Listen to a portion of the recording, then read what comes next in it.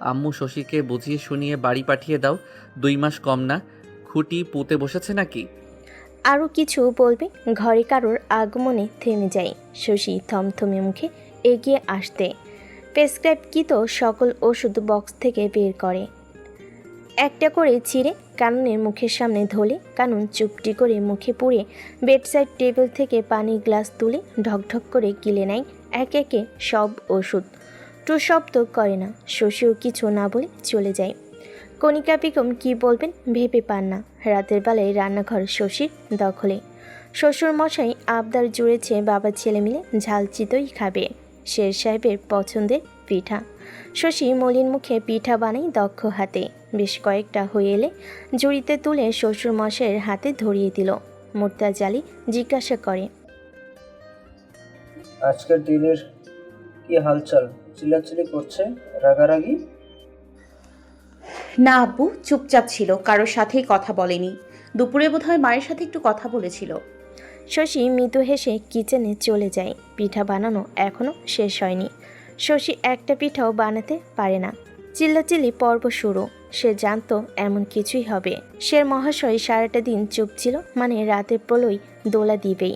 সে gas off করে দৌড়ে চলে যায় ঘরে। ফ্লোরে তার বানানো পিঠা গড়াগড়ি খাচ্ছে। কুঞ্জ ভয়ে বাবার পা জড়িয়ে রেখেছে। শ্বশুর মহাশয় ব্যথিত নয়নে ছেলের পানে চেয়ে আছে। শের পাগলের মতো চিল্লাচিল্লি করছো কেন? ছোট বাচ্চা তুমি? শশীর কথা যেন আগুনে ঘি ঢেলে দিল। বিছানায় শুয়ে থাকা শেরতাজ আলী চোখ মুখ খিচে উঠে বসে। চোখ মুখ লাল হয়ে আছে তার। বালিশ চুড়ে আবারও গর্জে ওঠে। 100 বার চিল্লাবো, তোমার কি? আর পাগল, তাই পাগলের মতো চিল্লাচ্ছি। Get out. শশীর গায়ে লাগায় না।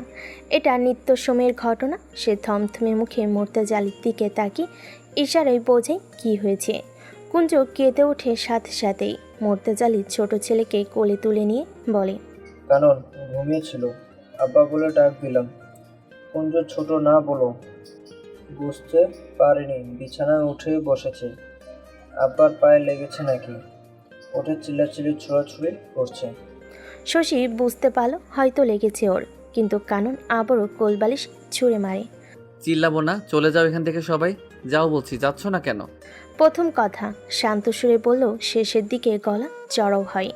মুর্তাজালি শশীকে ইশারা করে বেরিয়ে যায়। শশী এগিয়ে যায় বিছানার ধারে। খেয়াল করে কানন হাঁপাচ্ছে। শুধু হাঁপাচ্ছে না, ঘেমে একেবারে ভিজে গেছে শার্টটা। শশী বিচলিত হয়ে কাননের গলায় হাত রেখে বলে, এই শের, কি হয়েছে? পায়ে লেগেছে?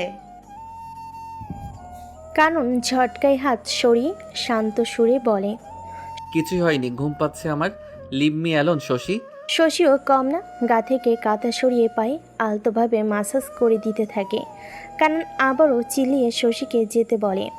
ঘাড়তারা শশীকে সেভাবেই বসে থাকতে দেখে কানন হঠাৎ শান্ত হয়ে আসে। কিচ্ছু বলে না, অনুভূতি দেখায় না, চুপটি করে বসে থাকে যেন কোনো পুতুল। লালিমায় চেয়ে আছে টইটুম্বুর নয়ন যুগল। শশীর সময় নিয়ে পায়ে মাসাজ করে। কাননকে অনুভূতিহীন তাকিয়ে থাকতে দেখে শশী পা ছেড়ে এগিয়ে আসে। অন্যায় ঘমার্ত মুখটা মুছে কোমল সুরে বলে, এই শের, এভাবে গুমট ভাব নিয়ে কেন থাকো? কেমন অনুভব হয় কিছু বলো না, শুধু চিল্লাচিল্লি করো। সারাক্ষণ ঘরে পড়ে থাকো। মাথা ব্যথা করছে, প্লিজ চলে যাও শশী বউ। থমথমে সুরে বলে কানন। তার গলায় রাগের আভাস অগ্রিম সতর্কতা বার্তা দিচ্ছে। আর একটু বাড়াবাড়ি হলে কি হতে পারে। শশী দীর্ঘশ্বাস ছেড়ে উঠে দাঁড়ালো। কপালে দুহাত রেখে ললাটে পরপর 3 বার অধর ছুঁয়ে বলে, তোমার ব্যথা আমার হোক এমন মন ভোলানো কথা বলবো না, তবে বলবো তোমার সব দুঃখ আল্লাহ পাক দূর করে দিক। তাতে সেটা আমার ভাগে লিখলে আমি খুশি খুশি মেনে নিব। কানন নির্বিকার ভঙ্গিতে বসে। শশী কারোর আগমন শব্দ শুনতে পেয়ে অধরের কিনারে ছোট্ট চুম্বন করে সোজা হয়। কণিকা বেগম গম্ভীর মুখে ভেতরে প্রবেশ করে। কিছু বলবে, শশী আটকে দিল ইশারায়। শাশুড়ির হাত ধরে বাইরে নিয়ে যায়। কানন গম্ভীর মুখে তাদের প্রস্থান দেখে গলা ফাটিয়ে বলে দরজা আটকে দিতে। শশী ফিরে এসে দরজা লাগিয়ে দিল। কী সব পাগলের কারখানা। বদ্ধ ঘরে কানন ঘন ঘন শ্বাস টানে। ঢুক গেলে নিজ পায়ের দিকে তাকাদিক সমস্ত বিতৃষ্ণা এসে বাসস্থান গড়ে নিল বুকের কোনায়। ড্রয়িং রুমে নিস্তেজ হয়ে বসে আছে মোর্তাজালি। মনটা তার অনলে পুড়ছে দাউ দাউ করে। তার কোলে মাথা রেখে ঘুমিয়ে কুঞ্জ। কাঁদতে কাঁদতে ঘুমিয়ে পড়েছে। মোর্তাজালি দীর্ঘশ্বাস ফেলে কুঞ্জর মাথায় হাত বুলিয়ে দেয়। কণিকা বেগম থমথমে মুখে পাশেই দাঁড়িয়ে আছে। তার পাশে শশী চুপচাপ দাঁড়িয়ে। নীরবতার বেড়াজাল ভেঙে কণিকা বেগম বলেন, কানুনটা বাড়াবাড়ি করছে। মাত্রাতিরিক্ত করার আগেই কিছু করতে হবে। এভাবে চলতে পারে না। কি করা উচিত? মোর্তাজালি পাল্টা প্রশ্ন। কণিকা বেগম আগে সুরেই বলে, ওকে ওর মর্জি মাফিক চলতে দেওয়া যাবে না। ও সারাক্ষণ ঘরে বসে থাকবে, জিনিস ছোড়াছুড়ি করবে, কখনো চিল্লাবে তো কখনো মুখে কুলু পেটে বসে থাকবে। আর আমরা চুপচাপ হজম করে যাচ্ছি। ডক্টর আশিদুর সালাউদ্দিন মিহির আশ্রিত বোম মেরেও মুখ দিয়ে বুড়ি ফোটানো যায় না। ওকে আগে থেকেই শাসন করলে এমন হতো না। মোর্তাজালি স্ত্রীর পানে তাকিয়ে থাকে। তাচ্ছিলের স্বরে বলে, যাও, গেল দুটো থাপ্পড় মেরে পরশাসন। ঢঙের আহ্লাদ দেখাতে হবে না তোমার। ভালোবাসা প্রকাশ করা আহ্লাদ না। একটু বেশি ভালোবাসা দেখালে বিগড়ে যাবে ধারণা বাদ দাও। কুঞ্জকে নিয়ে ঘরে চলে যান তিনি। কণিকা বেগম স্থবির হয়ে দাঁড়িয়ে। পাশে পুত্রবধূর উপস্থিতিতে স্বামীর হেইসুর লজ্জায় পারে না মাটিতে মিশে যেতে। তিনি ঠোঁট চেপে হনহনিয়ে চলে যান কিচেনের দিকে। তার দুমধাম চলার শব্দ চিল্লিয়ে বলছে তার রাগের মাত্রা। শশী সোফায় বসে পড়ল। সে কী করবে ভেবে পায় না। রান্নাঘর হতে বাসনকোসন সংঘর্ষের উঁচু আওয়াজে শশী সেখানে যাওয়ার চিন্তা বাদ দেয়। শাশুমা তাকে না বাজায়। তবে এভাবে বসে থাকা যায়? পিঠা বানানো এখনও বাকি আছে। শশী গুটি গুটি পায়ে রান্নাঘরে যায়। গ্যাসের চুলা অন করে আবারও পিঠা বানাতে শুরু করে। আর চোখে শাশুড়ির দিকে তাকিয়ে বলল, আম্মা, আব্বুর কথায় মন খারাপ করবেন না। আসলে শের সাহেবের অমন রিয়েক্টে কষ্ট পেয়েছে। শের তো আব্বুর সাথে চিল্লাচিল্লি করে না, তাই। লিমিট ক্রস করে কথা বলবে না শশীব। কিছু বলি না ভেবে মাথায় চড়ে বসেছ। ঠাস করে নামাকে ওর সময় রাখবে না। কথা তো বলল না, যেন মুখের উপর ঠাস করে চর বসিয়ে দিল। সাথে শশী শিক্ষা নিল শতভাগ। শাশুড়ি মায়ের মিষ্টি খুনসুটির সাথে আগাগোড়াই মিশে গিয়েছিল সে। তবে নিগুড় সাবধান বাণী যেন শশীকে সতর্ক করে দিল, কোনো কিছুই বাড়াবাড়ি ভালো না। কণিকা বেগম ভাতের বল নিয়ে ডাইনিংয়ে রেখে আসে। শশী ভোতা মুখে পিঠা বানানো শেষে রাতের খাবারের জন্য টেবিল সাজায়। শ্বশুর মশাইকেও ডেকে নিয়ে আসে। শাশুড়িকে টপকে শশী প্রতি মশাইয়ের জন্য নিজেই খাবার নিয়ে যায়। খাবার খাইয়ে আসলে শাশুড়ি তীক্ষ্ণ দৃষ্টি আকর্ষণ করলেও শশী আমলে নেয় না। সব কিছু গোনায় নিলে তো দুঃখ সাগরে হাবুডুবু খেতে হবে। শশীর ওসবে ইন্টারেস্ট নেই। সেও রাতের খাবার খেয়ে সব এঁঠো থালা বাসন হাঁড়ি পাতিল ধুয়ে তাকে রেখে গুনগুন করে শাশুড়ির সামনে দুবার ঢু মেরে এসেছে অভিমানী বাচ্চার মতো। এই আশায় যে শাশুড়ি ডেকে তখন কারো বকার জন্য একটু অনুতপ বোধ করবে। কিন্তু না, কাঠখাট্টা শাশুড়ি নিজের কাজে মত্ত ছিল। শশী তাই আর সময় ব্যয় না করে নিজের ঘরে ফিরে আসে। বিছানায় মলিন মুখে কাননকে বসে থাকতে দেখে শশীর বুকটা কেঁপে উঠল নিমিষেই। তবে সে হাসি মুখে বলে, এখনো জেগে আছো? আমি ভেবেছি ঔষধের ডোজে ঘুমে আচ্ছন্ন হয়ে গেছো। ওয়াশরুমে যাব। শশীর কথার পৃষ্ঠে কাননের শুকনো গলা। শশীর বুকটা মুছে ওঠে আবারও। সে ওয়াশরুমে দরজা খুলে কাননকে ধরে নামাতে সাহায্য করে। কানন শশীর কাঁধে ডান হাত শক্ত করে চেপে ধরে অল্প ভরে ঠেলে দেয়। বাম পা ফ্লোরে রাখলো। প্লাস্টার করা ডান পা শূন্যে। চোখ মুখ খিচে ধীর পায়ে ওয়াশরুমে যায় অসহায় মুখে। শশী তাকে ওয়াশরুমে রেখে বাইরে বের হয়ে আসে। এলোমেলো বিছানা গুছিয়ে ওয়াশরুমের দরজায় নক করে। কেননা শের মশাই সারা রাত বসে থাকবে, তবে ডেকে বলবে না এসে নিয়ে যাও। একবার রাতে সে ওয়াশরুমে রেখে বিছানায় বসেছিল। কখন চোখ লেগে গেছে বুঝতে পারেনি। সেদিন টানা 4 ঘন্টা ছিল ওই বদ্ধ ওয়াশরুমে। সেদিন নিজের গাফলতির জন্য শশী অনেক অনুতপ্ত ছিল। সে কাননকে বিছানায় ভালোভাবে শুইয়ে দিয়ে বাড়িতে তেল ঢালে। কানন সেটা লক্ষ্য করে মুখ বিকৃত করে। শশী হেসে বলে, বাচ্চাদের মতো মুখ বানিয়ে লাভ নেই। 2 পায়ের তালুতে ভালোভাবে ঘষে গরম করতে হবে। তোমার পা তো এমনিতেই ঠান্ডা বরফ হয়ে থাকে। শশী ভালোভাবে পায়ে ও হাতের 2 তালুতে ঘষে মাথায় ঘষে দেয়, যদি একটু ভালো অনুভব করে। কিন্তু কানন নির্বিকার ভঙ্গিতে চোখ বুজে রাখে। শশী তেলের বাটি সরিয়ে লাইট নিভিয়ে আসে। দুজনে গায়ে কাঁথা টেনে শুয়ে পড়ে। শুয়ে পড়লেও শশীর চোখে ঘুম ধরে দেয় না। এই গুমট নিস্তেজ পরিবেশ ভালো লাগে না তার। শের মশাইয়ের নিশ্চুপতা ভালো লাগে না তার। থেকে গুটিয়ে থাকা দূরত্ব মেপে চলা ভালো লাগে না। দম বন্ধ হয়ে আসে। এই তো তার থেকে 2 হাত দূরে চিত হয়ে শুয়ে আছে। চোখ বুজে রাখলো। শশী জানে ঘুমায়নি ও। সে চাইলেই দূরত্ব ঘুচিয়ে নিতে পারবে, কিন্তু ও চায় না যে। বারবার প্রত্যাখ্যান হয়ে ফিরে আসে। শশী মাথা তুলে উকি দিয়ে দেখে, একটু একটু করে এগিয়ে যায়। যখন দুজনে ছোঁয়া লাগে, শশী চোখ খিচে ঘুমে ভান করে রাখে। একটু সময় গড়ালে শশী গায়ে হাত তুলে দেয়। সাথে সাথে কেউ ঝটকায় হাত সরিয়ে দিল। শশীর মুডের 12টা বেজে যায়। সে বালিশ থেকে মাথা তুলে কাননের দিকে ঝুঁকে আসে। মাথার অপর পাশে 1 হাত রেখে নাকে ঠাস করে বাড়ি দিয়ে ফিসফিসিয়ে বলে,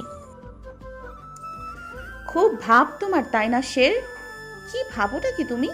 আমি তোমার কাছে আসার জন্য ছটফট করছি? তোমার বুকে মাথা রেখে ঘুমানোর জন্য পাগল পাড়া? তোমার সাথে কথা বলার জন্য মুখিয়ে থাকি? কাননে নাকের পাটা ফুলে ফুলে ওঠে। শশীর উষ্ণ শ্বাস মুখে বাড়ি খাচ্ছে। সে তার বাহু শক্ত করে চেপে সরিয়ে দিতে চায়। শশীর শক্ত হয়ে থাকে। কাননের শক্ত চল চেপে ধরে আবছা নিমজ্জিত অন্ধকারে আন্দাজে আঘাত হানে। রুক্ষ সূক্ষ্ম ওষ্ঠা ধরে। খুব বেশি সময় নেয় না। একটু আগুন ধরিয়ে ছিটকে সরে আসে। কানন তড়িৎ গতিতে চোখ খুলে একটু তরপায়। ঢোক গিলে রুক্ষ শ্বাস ফেলে। ঠোঁট চেপে ওভাবেই পড়ে থাকে। কিছু সময় পর চোখ বুজে ঘুমে তলিয়ে যায় কড়া ডোজের ওষুধে। শশী আবারও এগিয়ে ছিমছাম গরনের দেহখানা একটু বাঁকিয়ে কাত করে শুয়ে দেয় যত্ন সহকারে। ললাটে ললাট ছুঁয়ে পলকহীন চোখে চেয়ে রয়। কোথায় গেল তার সেই পাগলা প্রেমিক? কোন গহীনে লুকিয়ে আছে? খুঁজে পাবে তাকে? চারিধারে টুংটাং কিরিং কিরিং হর্নের আওয়াজ, বিপ বিপ শব্দে কানে তালা লাগার উপক্রম। ভয়ে দুরু দুরু বুক এগিয়ে যায় 1 পা 2 পা করে। সে যেতে চায় না এ পথ ধরে, তবুও নিজ পা দুটোকে আটকাতে অক্ষম। সব কেমন আবছা সাদা ধোঁয়াশায় মোড়ানো। ধোঁয়া কেটে যায় ধীরে ধীরে। কারণ খেয়াল করে রোডটা তার পরিচিত। সাথে সাথেই বুকটা কেঁপে ওঠে। হঠাৎ করেই অনুভব করে সে শক্ত হাতে গিয়ার চেপে বাইকে বসে। পেছন থেকে এক পিকআপ ভ্যানের ধাক্কায় বাইক থেকে এসে ছিটকে পড়ে এক জায়গায়। তার 1 পা বাইকের নিচে বাজেভাবে আঘাতপ্রাপ্ত হয়েছে। চোখ খুলতেই ওই তো মালবাহী ট্রাক। সে কথা বলতে পারে না, চিল্লাতে পারে না, গলা শুকিয়ে যায়। ভাবনাতে আসে এই তো তার জীবনের অন্তিম পাতা। কেউ নেই, মা বাবা, কুঞ্জ, শশী বউ। তার আজরাইলের কথা স্মরণে আসে। আজকে ফজর পড়া হয়নি, কেন পড়ল না? কি জবাব দিবে সৃষ্টিকর্তার কাছে? সে উপরওয়ালার কাছে আর্জি জানাই বাঁচার। কবুল হলো বোধ করি। ট্রাকটা বাইকের এক কোণা ঘেঁষে চলে গেল। বাইক আবারও ছিটকে যায় তার উপর থেকে। তার পাটা ছিঁড়ে গেল কি? তৎক্ষণাৎ চোখ খুলে যায়। শ্বাসের গতি অস্বাভাবিক। দম ফুরিয়ে আসছে যেন। সে ঢোক গিলে শান্ত হওয়ার চেষ্টা করে, কিন্তু কেমন অস্থিরতা কাজ করে। আবারও চোখ খিচে লম্বা শ্বাস টেনে নিতেই মিষ্টি মোহনীয় ঘ্রাণ পাওয়া যায়। কেমন টানছে তাকে। তার সমস্ত অস্থিরতা নিমেষেই দূর হয়ে যায়। নাকমুখ ডুবিয়ে চাপটে ধরে তার শশী বউকে। শশী নড়ে চড়ে ওঠে। ঘুমটাও ছুটে যায় তার উষ্ণ ছোঁয়ায়। ঘুম যাওয়ানো সুরে বলে, শের, কি হয়েছে? জবাব আসে না, তবে শান্ত হয়ে গেল নিমিষেই। শশী বাপির চুলে হাত গলিয়ে জড়িয়ে নেয় নিজের সাথে। ব্যক্তিগত নারীর নিবিড় ছোঁয়ায় স্বস্তির ঘুম নামে আঁখি জোরে। মরিয়ম আক্তার সকালের রান্না শেষে ছেলে ও তার বাবার টিফিন তৈরি করছেন। হাসান মাহমুদ ফর্মাল ড্রেসে বেরিয়ে আসেন। হাত ঘড়িতে চোখ বুলিয়ে বলে, সময় নেই বিবিজান, জলদি করেন, জলদি করেন। মরিয়ম আক্তার টিফিন প্যাক করে ব্যাগে ভরে নিয়ে আসেন। হাসান মাহমুদ হেসে তা গ্রহণ করে। তিনি বিদায় নেবেন। মরিয়ম বেগম থামতে বলে, কিছু বলবেন। অনেক দিন ধরেই বলার চেষ্টা করছেন, কিন্তু পারেনি। একটু জড়তা কাজ করে, তবে জড়তাকে পিছিয়ে ফেলে বলে, অনেক দিন হয়ে গেল, এবার শশীকে নিয়ে আসুন, বাড়িটা কেমন ফাঁকা ফাঁকা লাগছে। হাসান মাহমুদ হেসে ব্যঙ্গ সুরে বলে, আমার মেয়েটাকে সহ্যই করতে পারতে না, বিদায় করার জন্য উঠে পড়ে লেগেছিলে, এখন এসব বললে তো চলবে না। মরিয়ম আক্তারের মুখটা মলিন হয়ে আসে। মেয়েটাকে দেখে না কতদিন হলো, না জানি কেমন আছে ওই বাড়িতে। ফোন করলে তো গলা চড়িয়ে হেসে হেসে বলে, মা গো মা, এমন একটা শাশুড়ি পাইছে, মনে হয় ঠাস করে একটা চুমু দিয়ে দিই। কি মিষ্টি, কি সুন্দর, এত ভালোবাসি কি বলবো। মুখে তুলে খাইয়ে দেবে ফোনের মাঝে, রাত দিন ডুবে থাকলেও কিছু বলে না, বরং চা বানিয়ে খাওয়ায়, রান্নার ধারে কাছেও যেতে দেয় না। শুধু ওনার আদরের ছেলেটার একটু খেয়াল রাখতে হয়। তিনি জানেন মেয়ের অধিকাংশ কথাই তাকে জ্বালানোর জন্য, তবুও তার বুকটা খা খা করে, হিংসা হয়। মেয়ে অন্য কাউকে মিষ্টি করে আম্মা ডাকে। কণিকা বেগমকে দেখে কিছুটা হলেও বুঝতে পেরেছেন ভদ্রমহিলা খুব একটা মিশুক নয়, শক্ত মনের, বাড়াবাড়ি কিছুই পছন্দ করে না। আর এদিকে তার তেদর মেয়ে সবেতে বাড়াবাড়ি করবে, সব কিছুতে নিজ আধিপত্য বিস্তার করার চেষ্টা করবে। ওর জেদ যা ওর, তা পুরোটাই ওর, ভাগাভাগি বলতে শব্দ নাই। তিনি মলিন সুরে বলেন, আপনি বা উল্টো সুর গাইছেন কেন? একজন রোগীর চেয়েও যে রোগীকে টানে তার যন্ত্রণা বেশি। রোগীটা মেয়ের অর্ধাঙ্গ, ওর দায়িত্ব এটা। আর আমার মেয়েরা নিজ দায়িত্ব পালনে কখনো বিরক্ত বোধ করবে না। আর কদিনই টানবে, মাস দুয়েক হয়ে এলো। মেয়েটার উপর দিয়ে কি যাচ্ছে, শুকিয়ে গেছে কতটা। শেরকে দেখার জন্য তার মা আছেন। তুমি আমার মেয়েকে নিয়ে এসো, কিছুদিন থেকে আবার না হয় যাবে। হাসান মাহমুদ অবাক চোখে চাই স্ত্রীর পানে। মরিয়ম আক্তার গোমরা মুখে বসে পড়ে সোফায়। শেরজাতের অ্যাক্সিডেন্টের আগের দিন থেকে মেয়েটা ওখানে। আমি বুঝি মন খারাপ করে না, ছেলেটার সাথে এত বড় ঝড় বয়ে গেল। ডাক্তার পুরো 3 মাস বেড রেস্ট নিতে থাকতে বলেছে। এরপরও গ্যারান্টি নেই আগের মতো হাঁটতে পারবে কিনা। চাকরিটাও জুটেছিল, সেটাও গেল। মেয়ের ভবিষ্যৎ ভেবে আমার চিৎকার করে কাঁদতে ইচ্ছে করে। যদি ছেলেটার পা ঠিক না হয় মেয়েটার কি হবে? সারা জীবন টানবে নাকি? হাসান মাহমুদ অবাকের চূড়ান্ত পর্যায়ে বিস্ময়ের সাথে বলে, এটা তুমি বলছো? তোমার মেয়ের কপালে যেটুকু আছে সেটুকু হবেই। আর যদি 2-1টা বাচ্চার পর এমন অ্যাক্সিডেন্ট হতো, এভাবে বলতে? ধরো ধরো আমার অ্যাক্সিডেন্ট হলো, তুমি ছেড়ে চলে যেতে? এখন অফিসে যাচ্ছি, যদি আমি এরকম দুর্ঘটনার কবলে পড়ি, তুমি বাপের বাড়ি জমাবে, আমাকে বোঝা ভেবে ফেলে যাবে? হ্যাঁ? মরিয়ম বেগম রুষ্ট চোখে চাই আতঙ্কে সুরে বলে, কি সব আজে বাজে কথা বলছেন? আমি কি মেয়েকে সংসার ছেড়ে আসতে বলেছি? কটা দিন থেকে যাক, ওরও ভালো লাগবে, ফ্রেশ লাগবে। রোগীর সাথে থাকতে থাকতে নিজেই না অসুস্থ হয়ে পড়েন। রুগী বলে হেও করছো শের সাহেবকে? আশ্চর্য, আপনি আমার সাথে প্রত্যেক কথায় দোষ খুঁজে বেড়াচ্ছেন, অথচ কিছুদিন আগেও মেয়ের ভবিষ্যৎ ভেবে বেকার ছেলের হাতে মেয়ে তুলে দিতে আপনার যত বাহানা। বেকারত্ব ঘুচে যেত কোনো না কোনো দিন, কিন্তু যদি পুরুষ পঙ্গুত্ব বরণ করে, তাহলে তো মেয়েটার জীবন অন্ধকার। মুখে অনেক বড় বড় কথা বলা যায়, বাস্তবতা খুবই নির্মম। মিথ্যা জালে কুঞ্জর মনটা কাল রাতে বেজায় খারাপ থাকলো, আজ সকালটা ফুরফুরে। আজ স্কুল যেতে হবে না, তাই বাচ্চাদের স্কুল না যাওয়ার বাহানা পেলে ঈদ লেগে যায়। আজ স্কুল যেতে বাহানাও দিতে হয়নি, মা নিজেই বলেছে আজ স্কুলে যেতে হবে না। ব্যাস, তার খুশির অন্ত নেই। সে ফাঁকা জায়গায় তার 4 চাকাওয়ালা সাইকেল চালাচ্ছে আর গান গাইছে। ব্যাস, এইটুকুই। আর এগুলো কি হাবিজাবি গায় বোঝা যাচ্ছে না। শশী এগিয়ে আসে, কুঞ্জর প্রশংসা করে, বাহ কুঞ্জু, বাহ, কি সুন্দর মিষ্টি গলা তোমার, আরেকটা গাও তো। কুঞ্জ দাঁত বের করে হেসে আবারও সুর তুলে, ভালো সাজনী সাজনী তোমার লাগিয়া তোমারে না দেখলে পরে লাগে।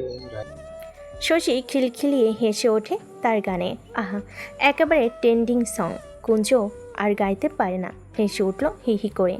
শশী এগিয়ে এসে তার গাল টেনে বলে, পুচু, তুমি দেখছি এখন থেকেই মেয়ে পটানোর জন্য গান প্র্যাকটিস করছো। না, ভাইয়ের মতো বিড়াল হবে না, একেবারে রোমিও।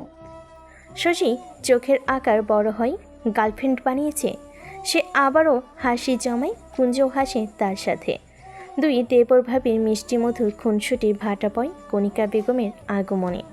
শশীর উদ্দেশ্যে গম্ভীর সুরে বলে, বাড়িতে ঈদ লাগেনি যে গলা ফাটিয়ে হাসবে। নিজ বয়স অবস্থান ভুলে যেও না। কুঞ্জ সাইকেল চালিয়ে চলে যায় তড়িঘড়ি। শশী কিছু না বলে মেন ফটক পেরিয়ে দোতলায় যায়। ফুপু শাশুড়ির সাথে দুটো গালগপ্প করা যাক। তার গসিপ করা ঝগড়ুটে টাইপ মানুষের বনে বেশ। তাদের রস মশলা মিশানো কথাবার্তা শুনে মজা লাগে। কণিকা বেগম জানেন শশী কোথায় যাবে। নিশ্চয়ই মমতা জাপার সাথে আলাপে বসবে, যার মূল বিষয় কণিকাদা নির্দয় মহিলা। ব্যাপারটা তার ভালো লাগে না। শশী এমনিতে ঝামা ঘষা, ওখানে গিয়ে কাচিনা হয়ে যায়। শক্ত করে বার্ন করতে হবে। কুঞ্জ সাইকেল নিয়ে কোনার দিকে একটা রুমে চলে যায় সাইকেল রাখতে। আর চালাতে ভালো লাগছে না, সাদে একটু উকি দিয়ে আসা যাক। পাশের বাসার রবি ভাই ও দুই বাড়ির পরে ময়না নামের মেয়েটা আজকেও কথা বলছে নাকি। যদি বলে সে গিয়ে রবি ভাইয়ের মাকে বলে দিবে। সে সাইকেল রেখে বেরিয়ে আসবে, তার ছোট চোখে একটা বড় জিনিস দেখা পায়। এটা তো বাবা ভাইয়ের জন্য এনেছিল। ভাই চিল্লাচিল্লি করেছিল, তাই বলেছিল ফেরত দিয়ে আসবে। আব্বু দেয়নি। সে জিনিসটা নিয়ে গান গাইতে গাইতে ভাইয়ের ঘরে যায়। কুঞ্জর মাথায় কানন বই থেকে মুখ তুলে চোখের চশমাটা খুলে পাশে রাখলো। বইটাও বন্ধ করে দেয়, স্বাভাবিকভাবেই হাঁক ছাড়ল। আম্মু, শশী। কুঞ্জ একটু ভয় পায়, মাকে ডাকছি কেন। সে দৌড়ে বেরিয়ে যাবে দরজায়, মায়ের সাথে ধাক্কা লেগে পড়ে যায়। কণিকা বেগম কুঞ্জকে তুলে কাননের উদ্দেশ্যে বলে, কি হয়েছে? শশী তো দোতলায় গেছে, কুঞ্জ ডেকে আনো তো। কুঞ্জ যেন ছুটে পালালো। কণিকা বেগম খেয়াল করে ঘরে হুইল চেয়ার, এটা তো লুকিয়ে ফেলা হয়েছিল, এখানে কি করে এলো। সাথে সাথে জবাবটাও পেয়ে যায়, কুঞ্জ ছাড়া আর কে। কণিকা বেগম বড় ছেলের দিকে তাকায়। নানান কানন স্বাভাবিক, গতবারের মতো রিয়াক্ট করেনি, স্বাভাবিকভাবেই প্রশ্ন করে, এটা এখনো রেখে দিয়েছ কেন? আম্মু, আমি পঙ্গু নই যে হুইল চেয়ারে চলাফেরা করব। ডাক্তার বলল তো 6 মাসের মাঝে আবারও ঠিক হয়ে যাব। তাহলে নাকি আমাকে সান্ত্বনা গীত শোনানো হয়েছে? আমার ধারণাই ঠিক, তাহলে আমি আর হাঁটতে পারবো না, তাই না? এভাবেই বোঝা হয়ে পড়ে থাকতে হবে আম্মু। তার কথা জড়িয়ে আসে। ভয়টা আবারও জেকে বসেছে যেন। কণিকা বেগম এগিয়ে এসে ছেলের শিওরে বসে, হাতটা নিজ হাতের মুঠোয় ভরে বলে, কী সব আনহুনি কথাবার্তা বলো কানুন? হাঁটতে পারবে না কেন তুমি? ফারদিনের শ্যালো ছাদ থেকে পড়ে হাত পা ভেঙেছিল, তোমার থেকেও বাজে ফ্র্যাকচার হয়েছিল।